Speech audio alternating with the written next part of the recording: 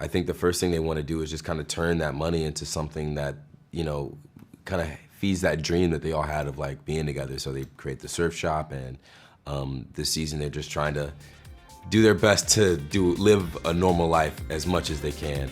But you know how it goes for them.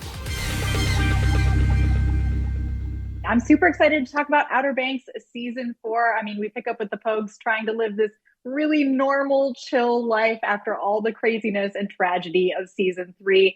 I would love to hear from each of you where your characters kind of are at the start of this season, how they're handling what was a pretty wild El Dorado adventure.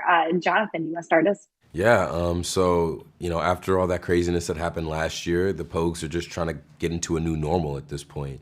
They've melted the gold, and they've turned it into like actual funds. They've had more money than they've ever had, and now they got to figure out what they want to do with it. So, they're back in the OBX, and he's with Cleo now. He's got a new partner to think about, and I think the first thing they want to do is just kind of turn that money into something that kind of feeds that dream that they all had of like being together. So they create the surf shop, and this season they're just trying to do their best to live a normal life as much as they can. But you know how it goes for them. Yeah, of course. Well, Pope is like thriving in this logistics kind of situation, though, at the beginning. This is like him at his best. Yeah. They threw the numbers right at him, and he's like, I know exactly what to do. Yeah, exactly.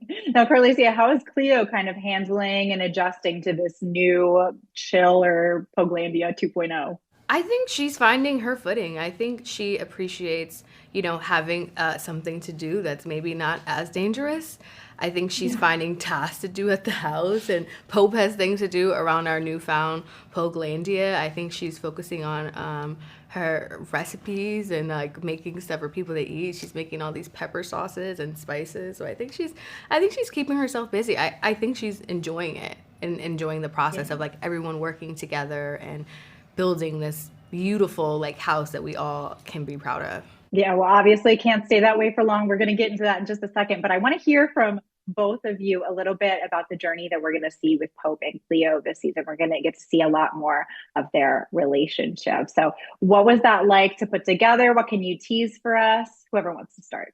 Yeah, I feel like we talked about before we came into season 4 how the third season was just kind of Cleo and Pope finding their relationship to each other. Like Pope's coming off of the thing with Kiara, and so he doesn't really trust another relationship. She gives her story about why she doesn't trust relationships, and they have to learn how to break those layers down. And in this season, we fast forward, they've been together for a couple months, or almost a year at this point, yeah. Mm-hmm. So we really wanted to just kind of expand on like, all right, now they've been together. They're a sure couple. They're not finding each other.